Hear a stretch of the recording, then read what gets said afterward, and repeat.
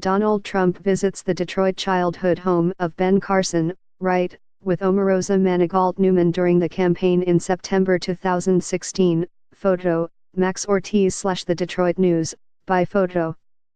Not many in the black community will be losing sleep over the announcement last week that Omarosa Manigault Newman will exit the White House in January as the highest-ranking African American. Don't expect protests either by activists and civil rights leaders against the Trump administration for reportedly relieving Omarosa, the controversial director of communications for the White House Office of Public Liaison, who was reportedly in charge of African American outreach.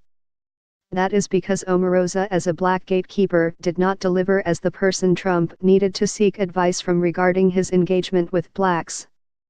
There is little to show that her time in the White House led to significant initiatives or groundbreaking developments that would help advance the interest of the black community.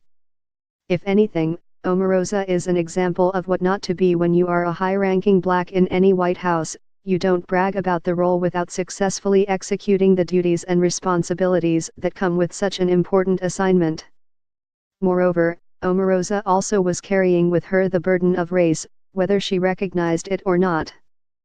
With her in the White House, it was an expectation of many in the black community that the administration would have better handled the response to the white nationalists' protest at the University of Virginia in Charlottesville. The president's comments faulting both sides in Charlottesville, which appeared to equate the neo-Nazis, white supremacist and racist marchers with the peaceful demonstrators, dealt a blow to an already fractured relationship in the black community. The president's remarks were perceived as a reluctance on his part to single out the white nationalists for condemnation. As the only black in Trump's inner orbit, many wondered what kind of influence Omarosa commanded as Charlottesville unraveled before the nation.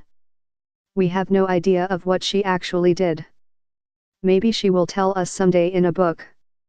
Still, the White House's disturbing response to Charlottesville was an important marker and a defining moment that should have warranted any conscientious black Trump insider to either resign in protest or in principle. In a recent interview with ABC's Nightline, Omarosa offered this about her soon-to-be former boss. Donald Trump is racial, but he is not a racist. The things that he says, the types of pushback that he gives, involve people of color. These are racial exchanges. Yes, I will acknowledge many of the exchanges, particularly in the last 6 months, have been racially charged. Do we then just stop and label him as a racist?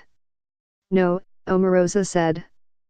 Her comments offer insight into the mind of the black woman who could have reset the relationship between Trump and the black community after the bruising 2016 presidential campaign.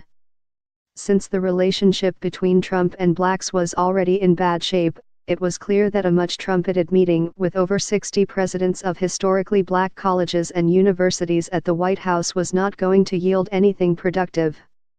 The meeting, billed as a discussion around Trump's executive order on HBCUs, which basically moved the initiative for those universities from the U.S.